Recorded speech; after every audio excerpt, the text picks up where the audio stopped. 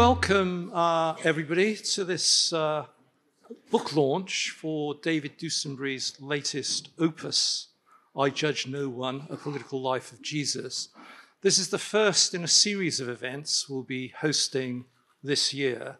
So this is the initial launch of what will be an exciting program of events that we've got lined up in progress.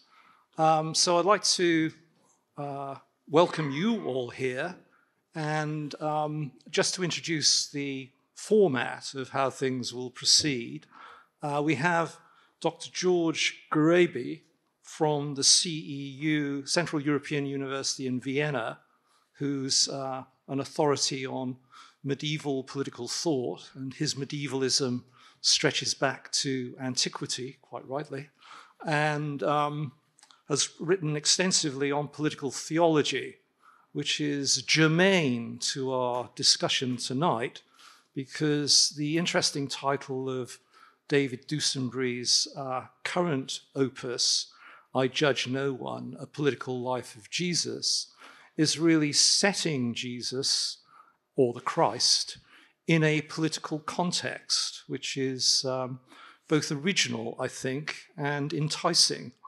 And it follows on from his earlier work, The Innocence of Pontius Pilate, which I take it was, well, I know was ironic in the title. And there is a certain irony in the idea of Jesus having a political life. But to explore that further, I'm going to hand over to David, who's going to explain his thesis to you, I think.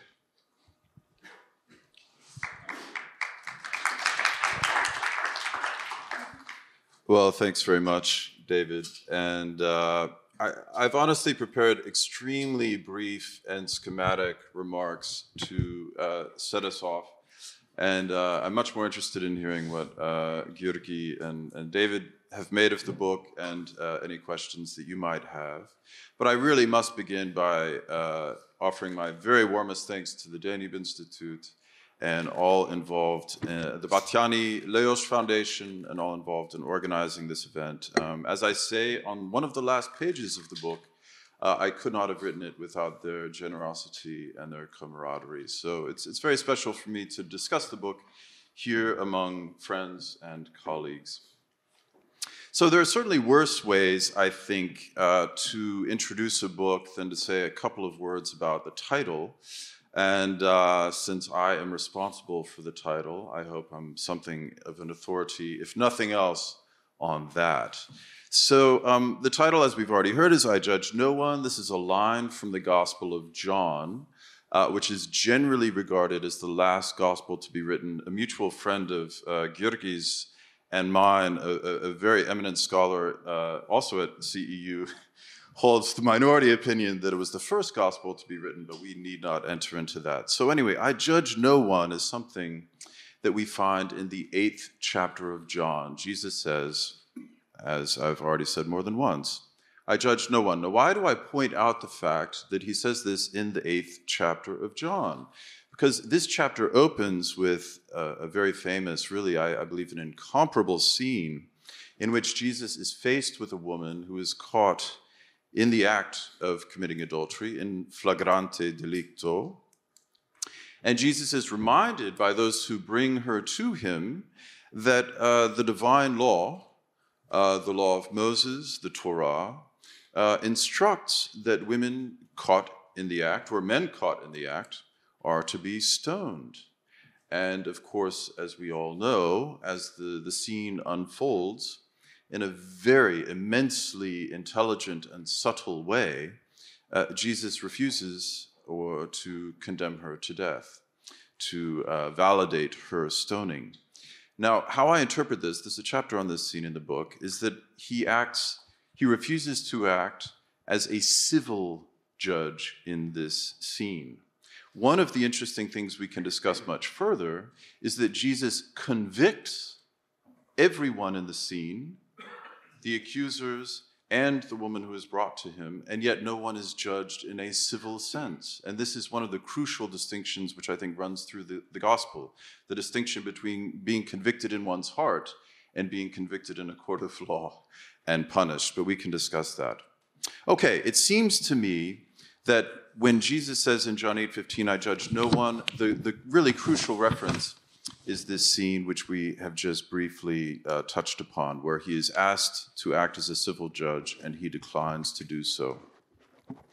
I really think this is a remarkable fact in a world historical sense, which is why it gives the book its title.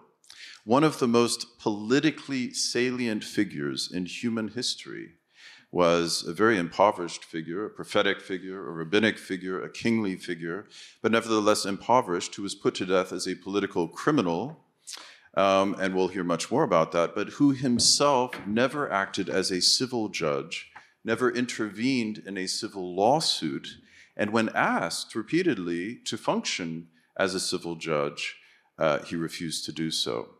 The only trial in Jesus' life, which ends in a conviction and a punishment, is his own trial. In this sense, I think it is quite true that he judged no one in a civil sense. So I've already referred to the fact that he was asked repeatedly to judge. So we've just looked at the scene in John 8, but there's another scene in Luke 12, which becomes very important in early modern political thought. Hobbes and a number of other people, Occam in the Middle Ages, late Middle Ages, and Hobbes in the early modern period, comment on this. Jesus is asked by two brothers to divide their inheritance, again in a very ingenious way, which I try to illuminate in the book. Jesus not only declines to divide their inheritance, but he signals that his role as prophet, king, and so on is different from that of Moses. Moses, I think we can all agree, was a prophetic legislator. He forged a nation and he promulgated civil laws. Jesus, as I try to show in this book, and in a way which I'm currently writing a different lecture on the early modern philosopher Benedict de Spinoza, and some of my analysis accords rather well with some of his, but Jesus is what we might call a philosophical legislator. So he doesn't forge a nation in a traditional sense. The laws, he attracts not citizens in a straightforward sense. What are his followers called? Disciples, mathetai, those who desire to learn. This is also what the disciples of philosophers are called. The Sermon on the Mount is one of the most, I think, seminal and influential discourses in human history, and it is about laws. And yet one of the remarkable things about this sermon is that it carries no political penalties. So, blessed are those who are poor in spirit, but there is no political penalty attached to those who are not poor in spirit. This is why I think the French philosopher Jacques Derrida, I know that some of my panelists will be wincing at the mention of his name, but there's one phrase by Derrida, a figure about whom much more could be said. There's one phrase I find extremely perceptive.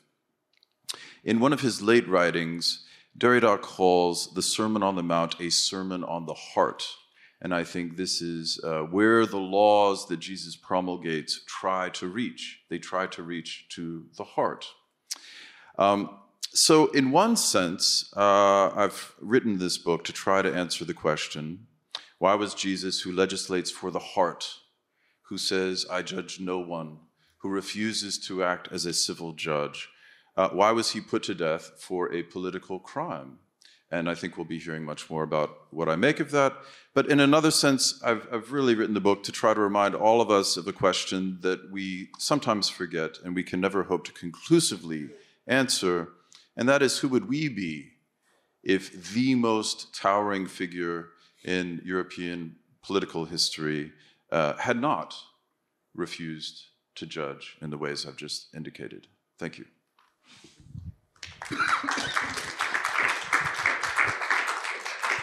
Well, thank you very much, and where indeed. So to comment on David's book and what he's just said, George Garabi will have some comments and questions. so much. I've got one. Does it work? No. Okay.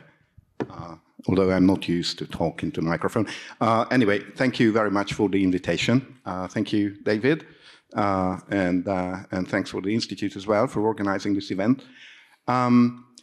Having read the book, I latch on to what David said. It's an enticing book, and enticing in the sense that it's amazingly learned, thoughtful, and rich in content, and has very interesting footnotes. And I learned a lot from it. Sorry. Now, I agree with many things in the book. For example, with the analysis of Acts 4:27, when the crucifixion of Christ is attributed to Herod, Pontius Pilate, and the Gentiles and the people of Israel. So it's both.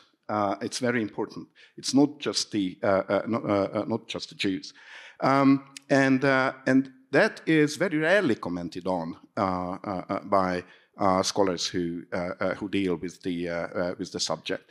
Now, I would begin my comments with commenting on the last sentence of your book, David. Jesus never judged, but tried to save. Now, here I can probably mention the advice of Master Yoda: "Don't try, do it."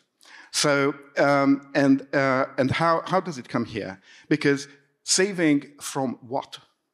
So, if we don't give an explanation of what the saving act is saving from, and to where, and on what authority, that is then the remark is somewhat hollow to my taste, and I think it is tied to the problem, which I find a problem for myself, that throughout the book you use the expression, the name Jesus, but not like Hobbes, although you mention Hobbes, that Jesus is the Christ.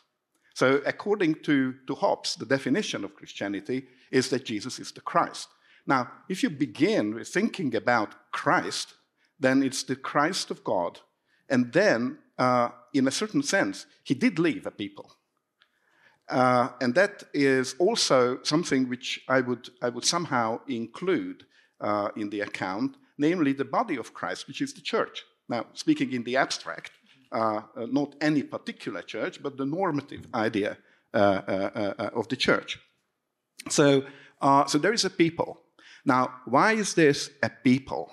Because it used to be a people before the Tower of Babel. And the Tower of Babel is not just a pious myth, it is, in fact, the moment when the nations are born. Because this is the moment when the languages, it's called the confusion of the languages, but in fact it's confusion of humanity, and the assigning of the languages, according to the patristic tradition, also rabbinic tradition, by the 70 angels descending, because there is a very curious sentence there when God descends to Babel. It says, "Let us descend," and that's in the Hebrew and in the Greek, in the Latin. So why plural? And it was understood as God descending with his angels, and the angels are given the task of teaching the people their languages. And there's a wonderful mosaic in the San Marco in Venice, when you can see the people who are speaking one language building the tower. Then in the Christian context, Christ descending with the 70 angels. Then the people are confused. The peoples are born.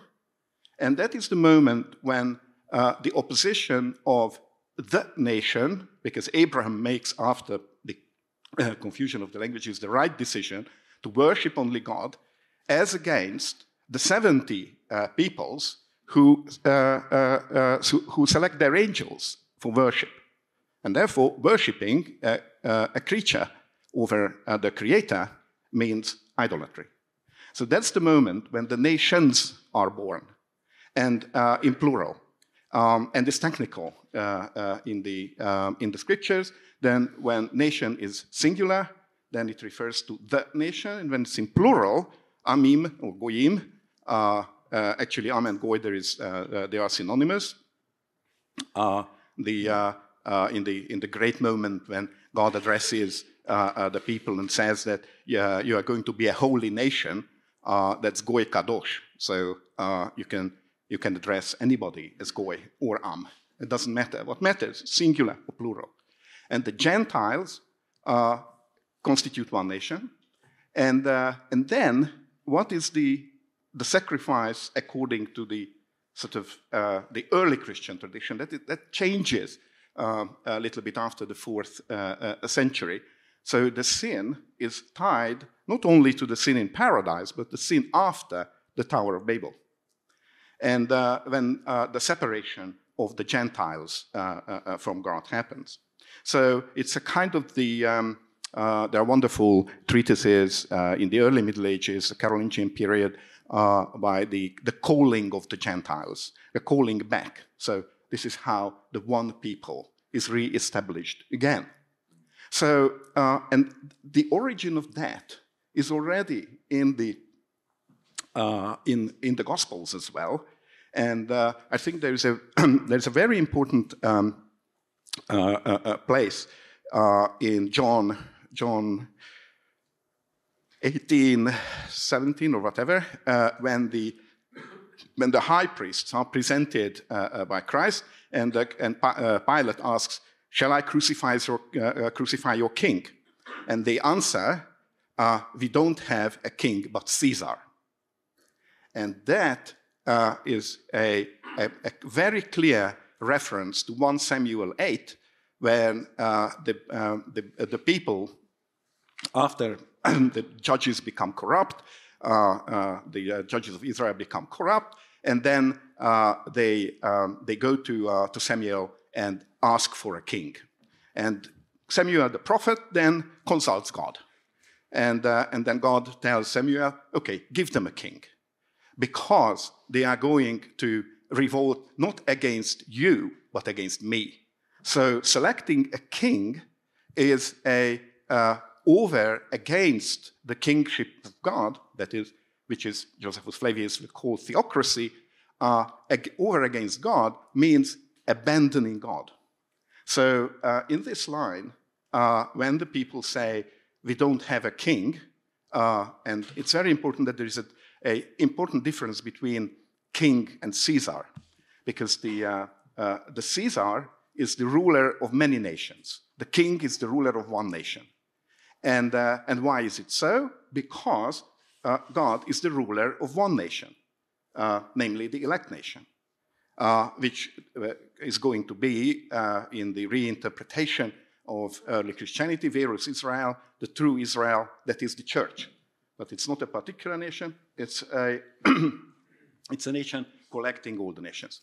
So there is a very political moment there, and in a certain sense, I feel that when we don't use the term Christ, we thereby relegate Jesus into a human drama instead of a divine drama. And therefore, the human drama, which is very nicely illustrated by by these wonderful quotations from Spinoza, Kant, and Nietzsche, that is a philosophical approach. But here again, I would like to call attention to the ambiguity in the term of philosophy, because when Justin Martyr, towards the middle of the 2nd century, meets the Jew Trypho, then they exchange ideas about philosophy. What is your philosophy? Asks Trypho. I'm a Christian, says Justin. What is your philosophy? I'm a Jew. So philosophy, as Pierre Hadot very nicely showed it, is also a way of life. So the classic question in Plato that what is philosophy? It's it's an answer to the question how to live.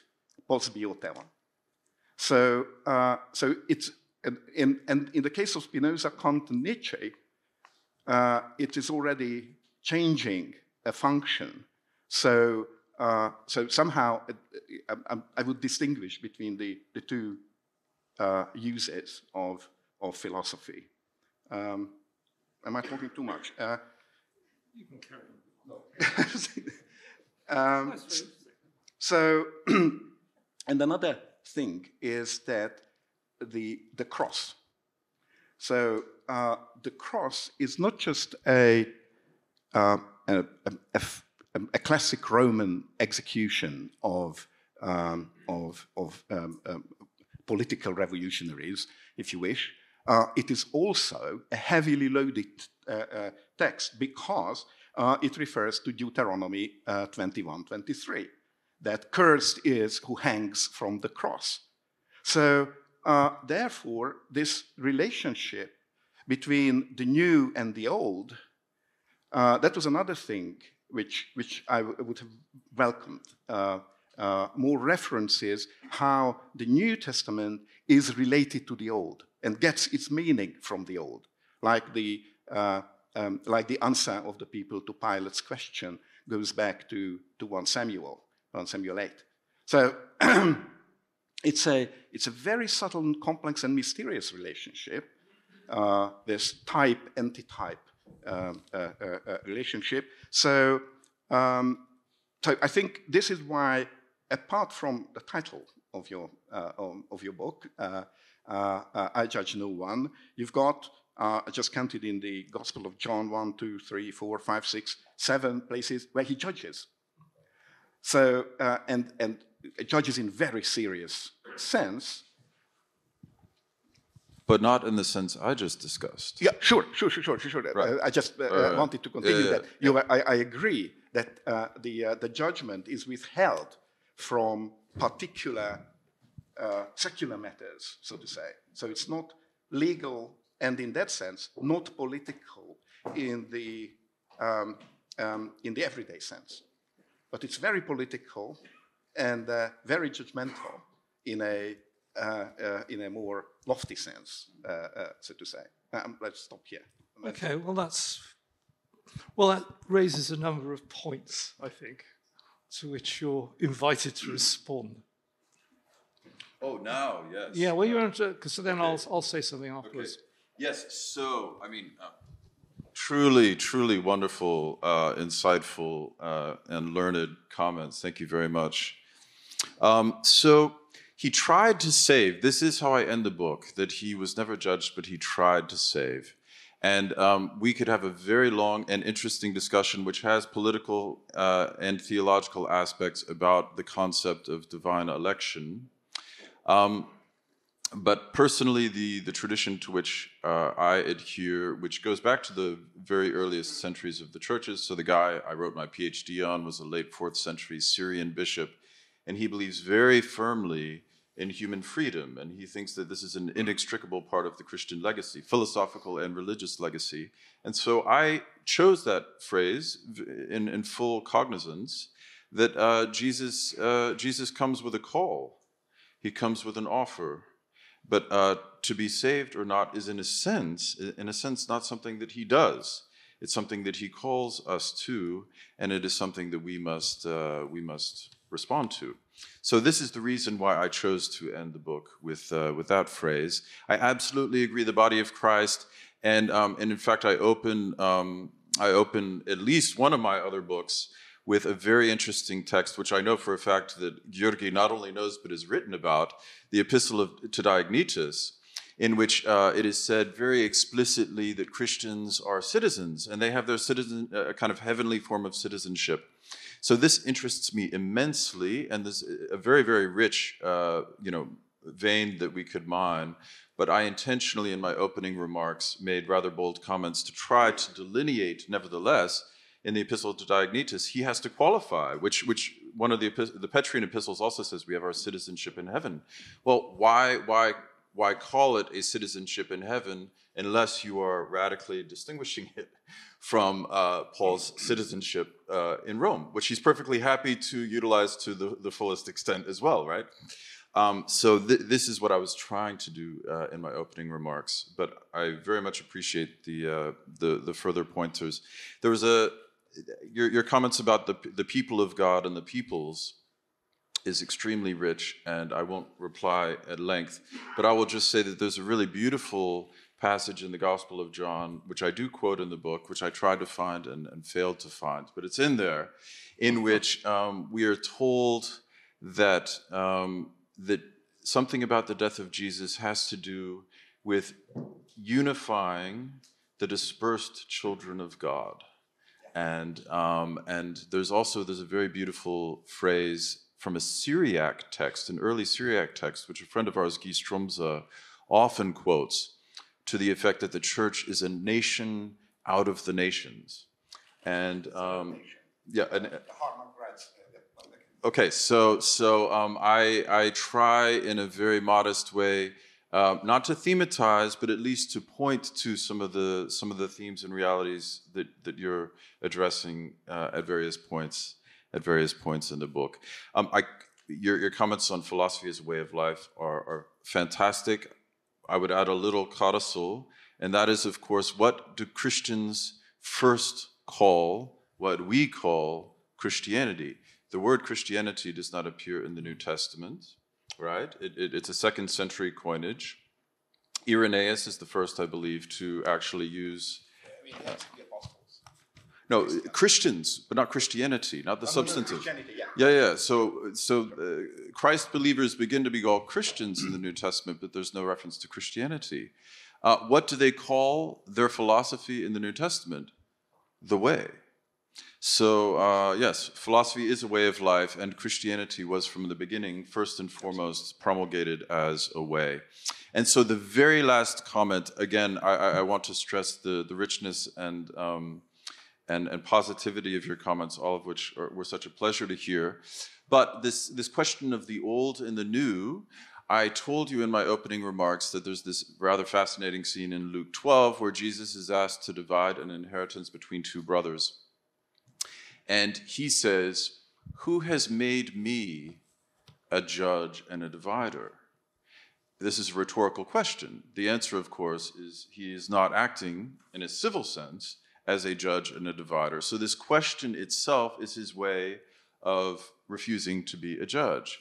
But I will just add that Jesus in this scene is echoing a question that Moses is asked in the book of Exodus. And so if anyone is interested in this theme of the old and the new, this would be the place to go.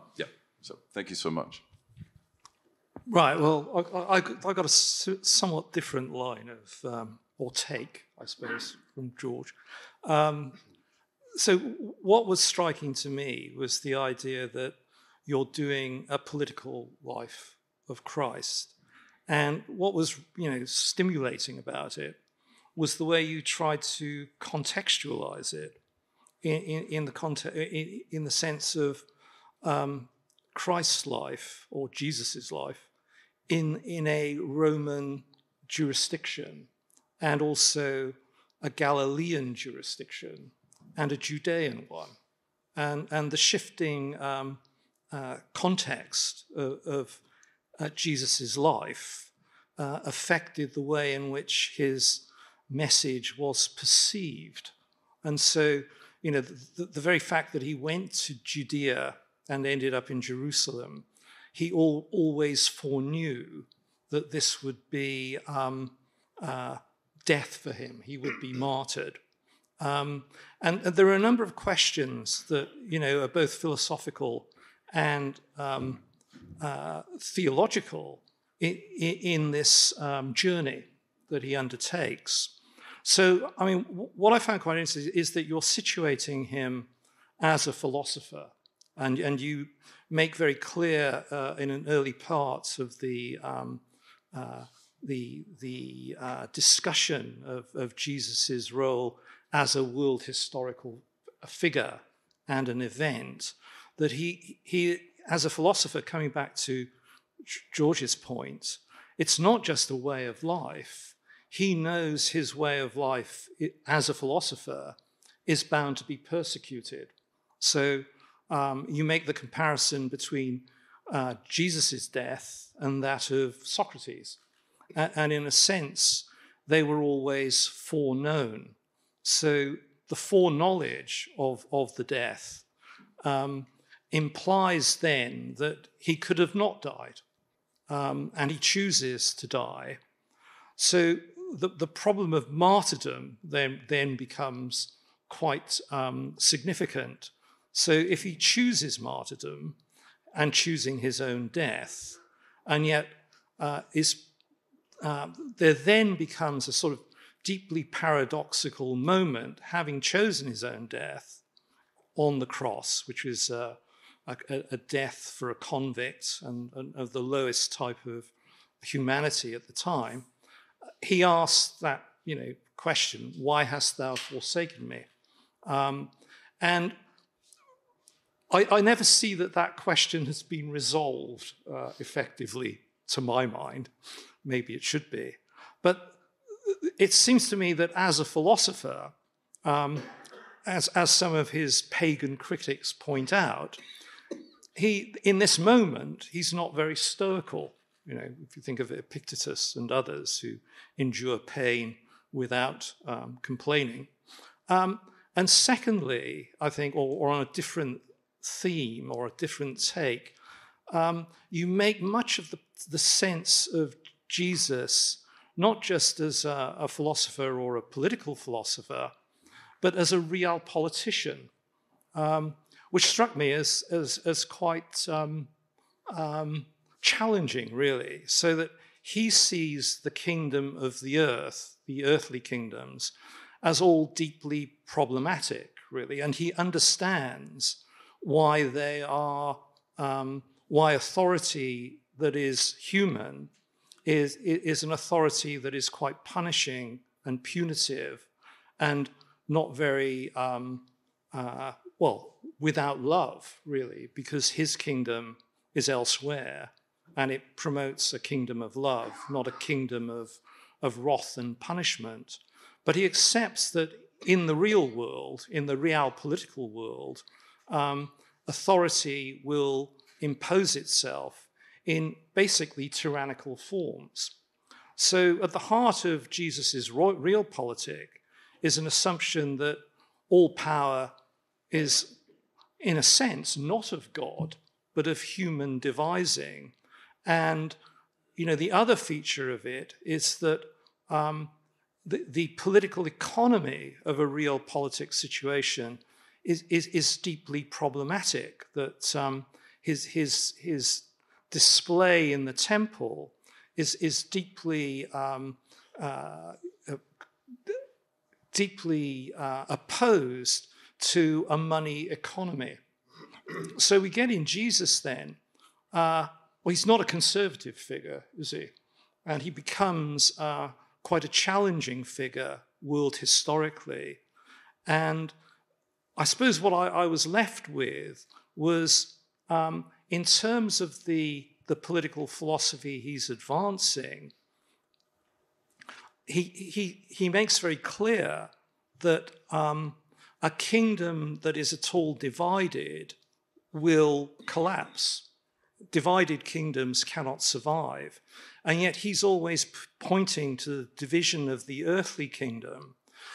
It struck me, not being a biblical scholar, but having done a lot of work on early modern political thought, that you can see why it was, from the way you've outlined it, that Jesus was taken up by radical millenarian sectarians in the 16th and 17th century as a figure to overthrow the kingdoms of the earth and political arrangements that were traditional and seen to be divinely ordained according to the Church of Rome and the Anglican Church. And in that message, there is a deeply anarchic potential, which you seem to recognize but don't resolve. I don't know. That's my commentary for what it's worth. Thank you so much. There's more here than I can hope to reply to, but a few brief comments.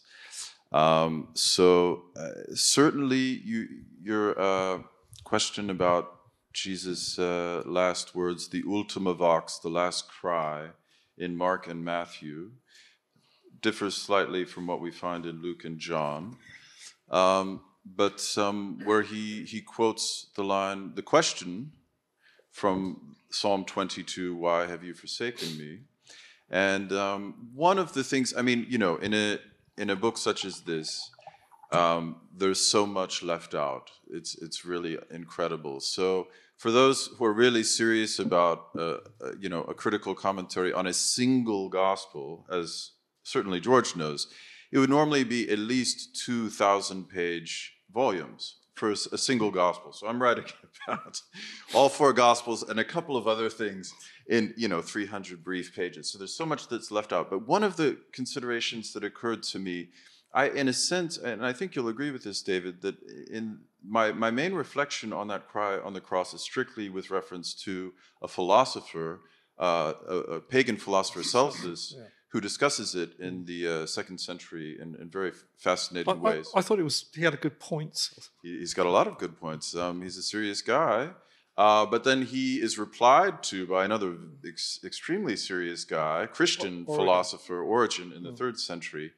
And but so I, in a sense, I was not trying to offer my own interpretation or plumb the depths of that question, but merely to kind of situate it within this debate between a pagan philosopher and a Christian philosopher about what the final hours of Jesus' natural life indicate.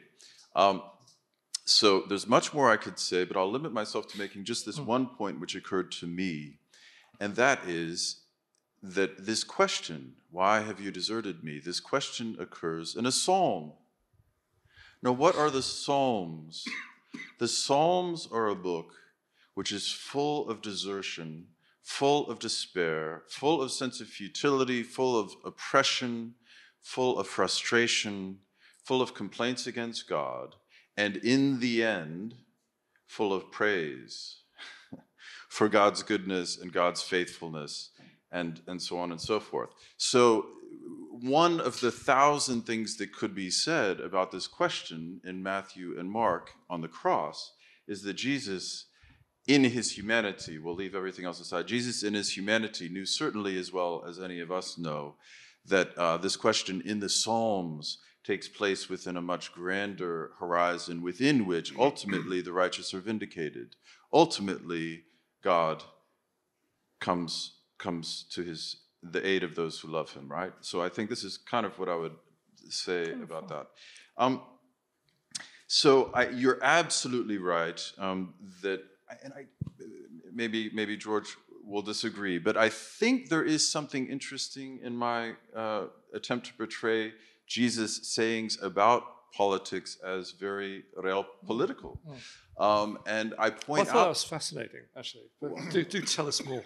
Thank you so much. Well, one of the things I owe my basic insight, as we always owe it to someone, to a 20th century German theologian, Joachim Jeremias, and he simply points out how much politics there is in the parables. So the parables are ultimately, what are they ultimately about? They're about a kingdom which is not a kingdom of this world. They're about a kingdom of heaven. And yet, if you read them closely, they are stories about the kingdoms of this world. They are stories about theft and violence and assault and martyrdom. I mean, castration figures in there, enslavement, and some of them deal with lawsuits. So on the one hand, I sort of kind of tried to take this insight a bit deeper and to elaborate that. And at the same time, okay, so this comment about Jesus as a real politician led to David's very trenchant and in this context rather threatening formulation that my Jesus is not a conservative figure. And I suppose this is a huge question. George Steiner, who's another great humanist, a great critic of Derrida, by the way, and I think he was right in his criticisms of Derrida. But the late George Steiner asked at one point, he said, "Is there any church that can contain the Galilean?" And I think there is a very meaningful sense in which the answer is no. And precisely if he is divine, then certainly no church can contain him, right? So there is a sense in which I do try to do justice. The word you used is anarchic. This is Friedrich Nietzsche's word. He calls Jesus a holy anarchist. And I think there is much that could be said to qualify and to correct this description, but it nevertheless indicates something genuine, and that is that Jesus represents a moment of critique, a moment of legal and political critique, which in a sense is still with us. This is why the great Inquisitor would rather execute Christ than let him go. But this is also why, as David so nicely pointed out, I try to connect, which I owe to George Steiner and a few of the church fathers, I try to connect the deaths of Socrates and Jesus. Now, we have something very similar. Socrates is regarded as a subversive figure. And we see, I've written actually a little book about this, the fact, which is quite interesting, that Plato doesn't have one set of laws. He has two sets of laws. One is very radical and revolutionary, and that's in the Republic. And then when he's an older man, at the end of his life, he actually is still working on his last dialogue. When he dies, he writes the laws, which go about things very, very differently. So that's a different story we could discuss. But here's a very simple point I'm making. Socrates, like Jesus, was put to death as a political criminal. But what does Socrates say in his defense? He says, "No one loves Athens more than I do. I never leave Athens if I can help it," which is why there's unanimity in the ancient sources that the Athenian court condemned Socrates knowing that he could slip away if he wanted to, and his friends arranged for him to slip away, and Socrates, getting back to the problem of martyrdom, Socrates says, "I'm not leaving Athens. I love Athens too much. So I would rather die in the city I love than live somewhere else." So you have a very interesting situation in which someone is put to death as a subversive, and in some of their speculations, they're pushing far beyond the sort of actually existing Athens, one might say.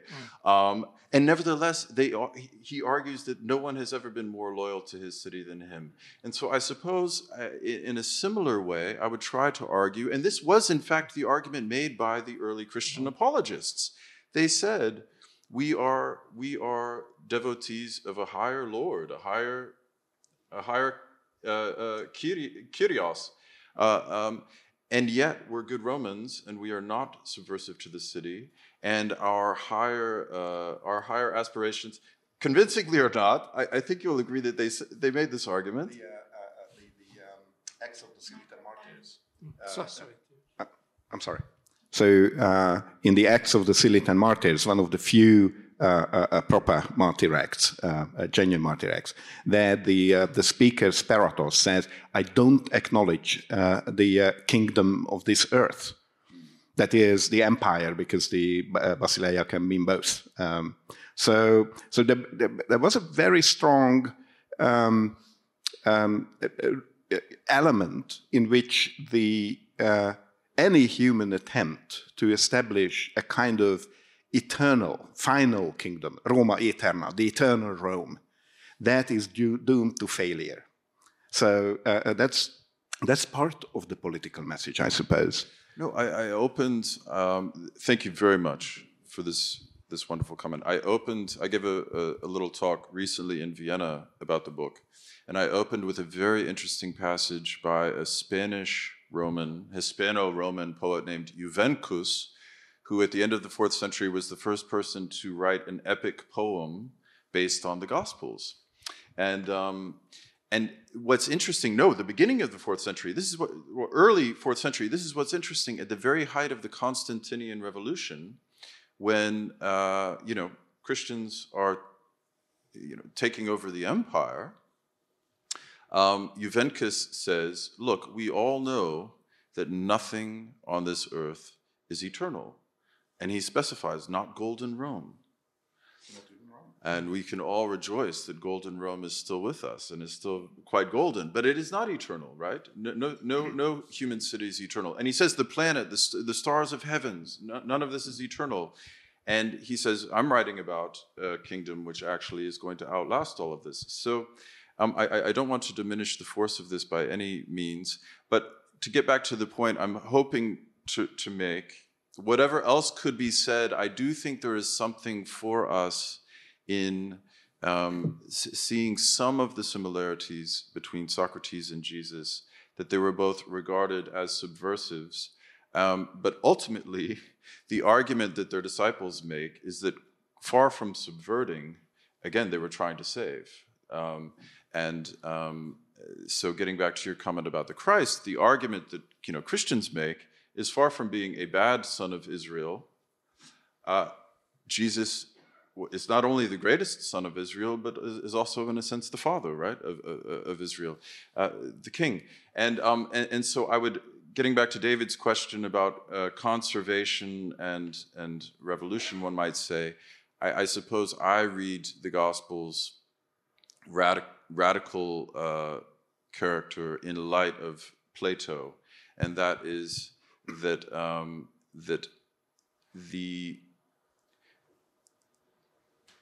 where the early modern radical Protestants went wrong is precisely trying to realize some of their visions in a way that neither Jesus nor the disciples ever tried to do, and failing to take seriously the distinction that some of the radical message is not referring to the city of this earth. It's referring to a world which can only be created by a higher order of intelligence and being than we possess, namely God.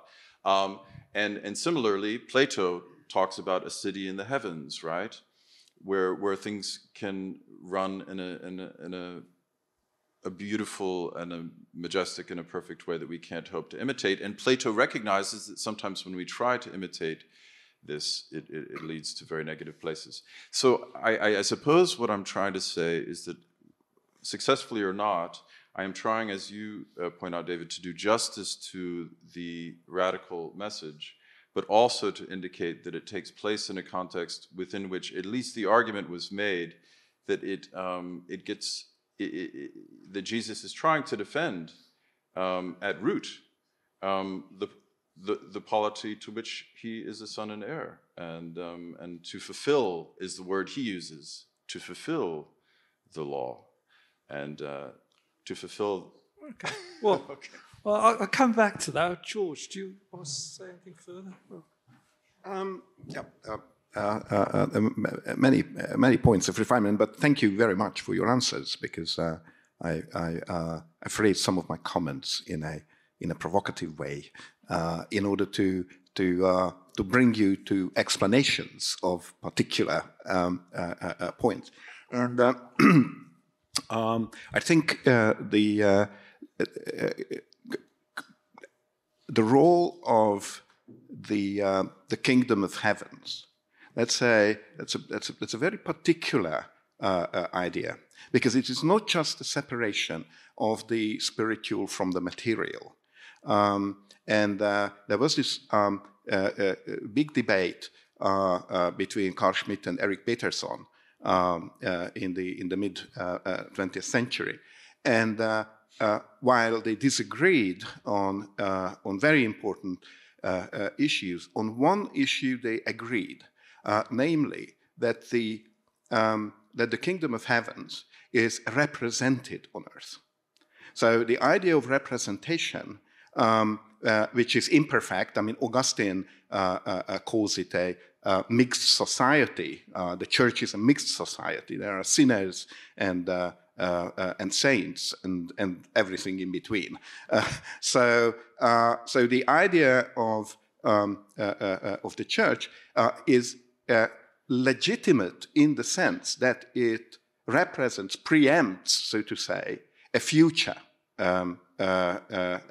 descent, and that's very important, because at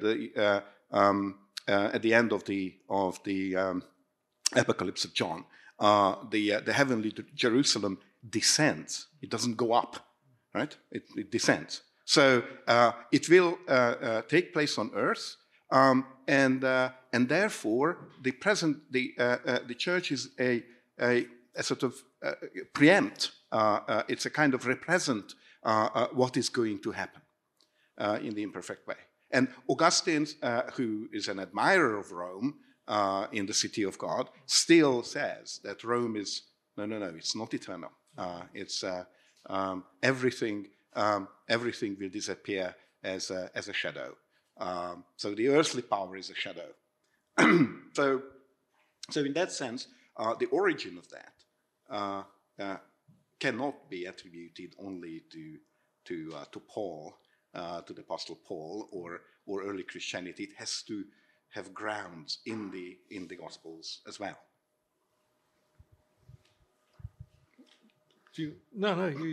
I think that's a very good question. I mean, I think that's a good. George's point is a very important one here. You know, that there is a prefigured condition in the Gospels, and then taken up by those like Augustine later, that present a profound challenge to political authority, really, that's not conceived in a kind of religious context.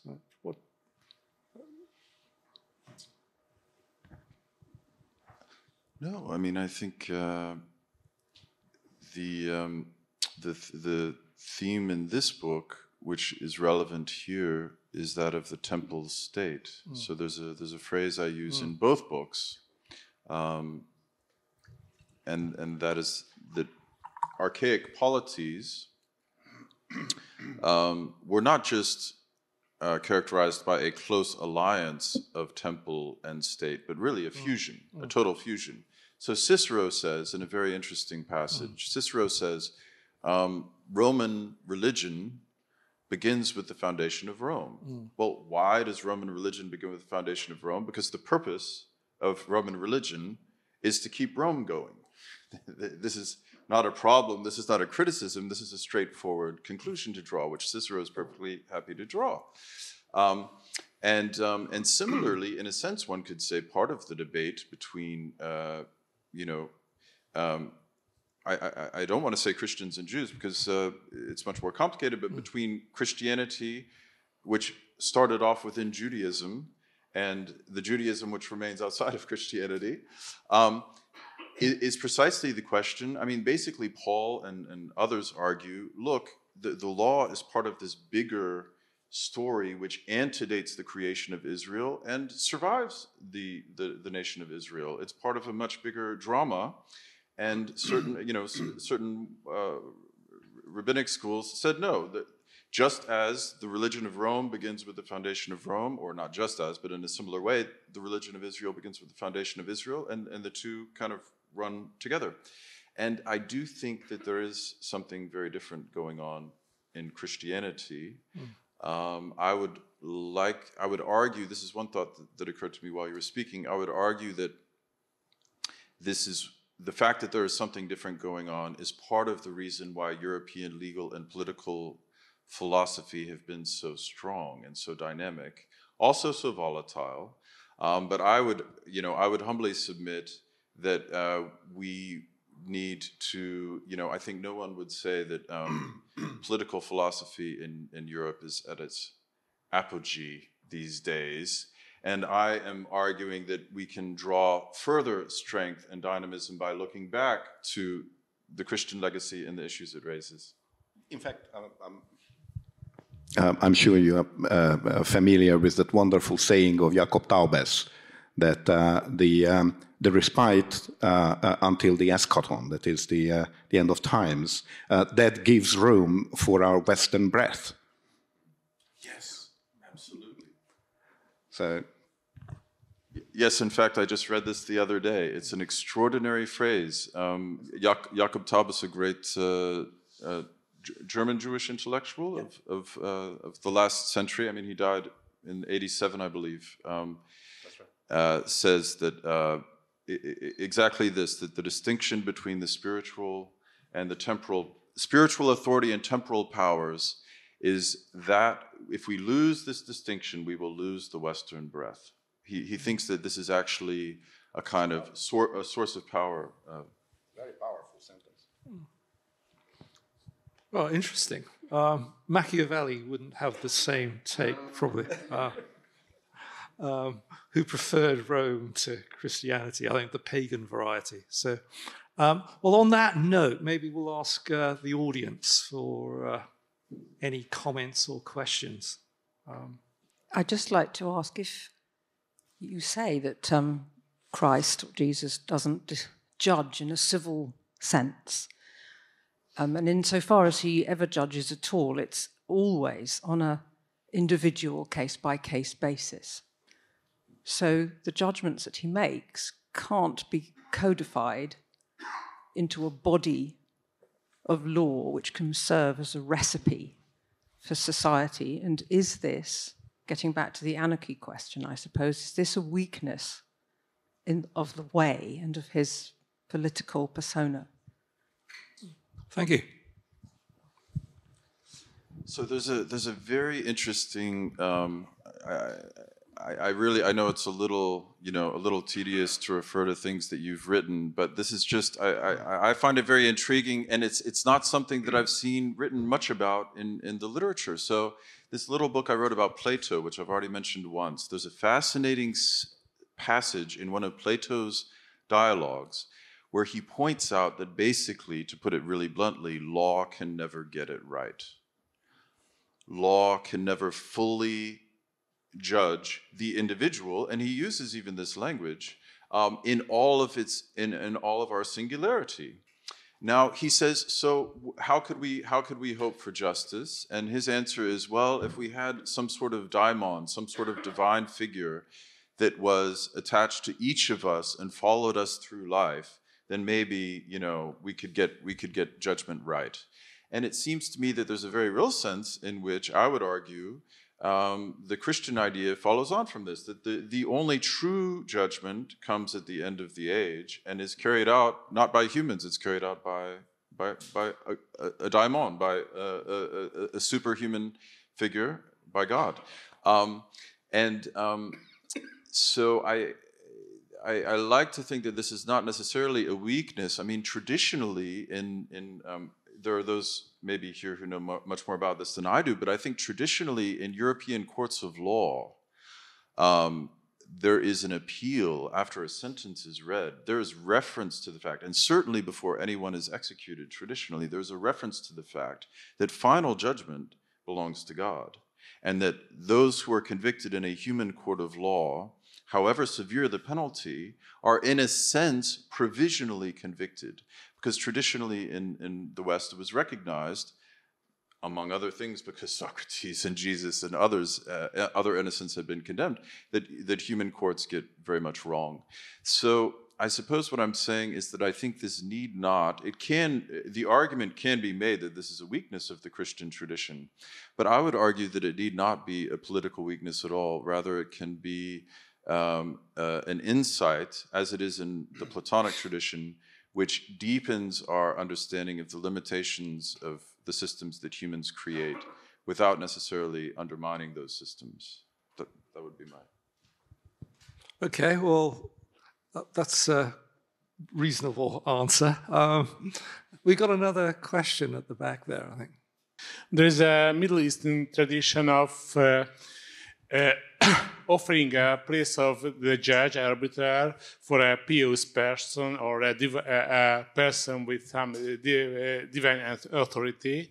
So if we see the history in the Middle East, it's a role model which is refused by Jesus. So just some references that if we see the life of Muhammad, he was invited to a city of Yathrib to make arbitration and judgment between various tribes and factions. But we can see in the same in the medieval Morocco, or even the ISIS used it in Syria as a collapsed city. They pretended themselves a pious person who make real judgment. So this offer is very embedded to the tradition of the Semitic and Middle East culture. Okay. So I think that's about judgment, which Jesus doesn't do, which is kind of a problem, really, from a judgmental point of view. No, well, I think all I would say is the name Muhammad does appear several times in the book, because I do think the life of Muhammad is actually a rather salient contrast, in this and other respects, to the life of Jesus, and that is one of. But your your point there, when you're talking about Muhammad versus Jesus, is that in that sort of religious approach, you are judging the body, whereas the concern with Jesus is the soul, isn't it? I mean, that was the big kind of distinction that generates the difference between, I suppose, Islam and Christianity, is that there are always two jurisdictions in a Christian commonwealth, the spiritual and the temporal, whereas in Islam, there's not really. Is that fair? Yeah, no. This is the basic argument. Okay. So maybe a couple more questions, if anybody's got them. Thank you, gentlemen, for a really fascinating discussion. I wondered about the role of the resurrection in the book. It sounds like maybe the resurrection doesn't feature much in the book because it hasn't been mentioned, whereas some political theologies, that's a significant turning point. And maybe this comes back to something George was saying earlier, which is the connection between the Christ and the person of Jesus. And so I'm interested in your take on that. I'm thinking of someone like Oliver O'Donovan, who shapes his whole political theology around the resurrection and the shift that occurs at that point. So can you reflect on that for me? Oh, good question.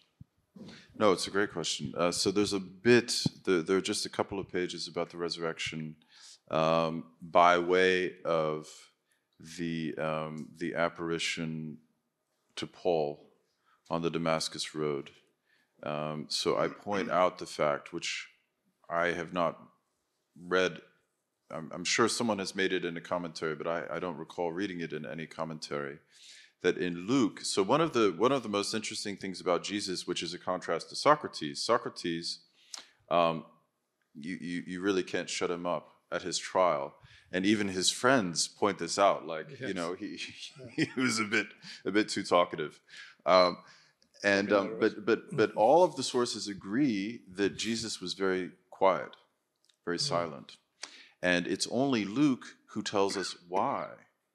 So Luke has Jesus say, which feeds into my realpolitik interpretation. He says, look, I'm not going to answer you for two reasons. One, you won't answer my questions, so it's not a genuine conversation. And two, if I tell you the truth, you won't believe me. Which I regard as a really extraordinary, it's very simple, but it's a very straightforward reason why not to testify at your own trial. But this is what's interesting, because it's in Luke.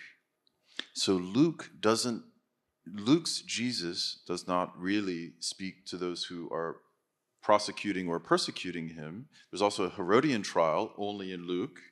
And Jesus is totally silent. So at least he says a couple of things to the high priest and Pilate. He says absolutely not a word to Herod, and I tried to elucidate why that might be.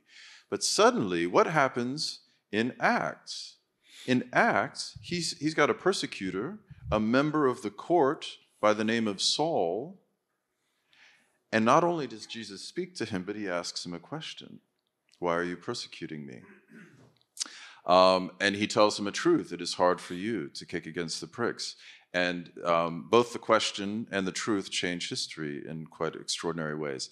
So I have a couple of pages on this, but then to just put it really bluntly, much more could be said about Jesus and Christ. Okay, let me say one thing. So in the very first Christian sermon, and I talk about this in the book on Pilate, the very first Christian sermon by Peter, he starts off by saying, I'm going to tell you something about this man, Jesus. And it's only at the end of the sermon that he says, this man, Jesus, has been attested to you as the Christ. So in a sense, in both books, I more or less limit my analysis to the first part of the sermon. But then the second aspect would be that I would argue, perhaps Oliver O'Donovan would disagree, I would argue that at least in the sense I'm using the phrase, the political life of Jesus ends on the cross. And so the book ends on the cross. Okay. Any further questions from anyone? George, do you want to say anything to that? No? I don't think that the final word should be mine. The final word should be God, shouldn't it? But standing in for him, I'll just say thank you very much, David Dusenbury, for that splendid exposition of his book. And thank you, George, for your splendid comments. And thank you all for coming.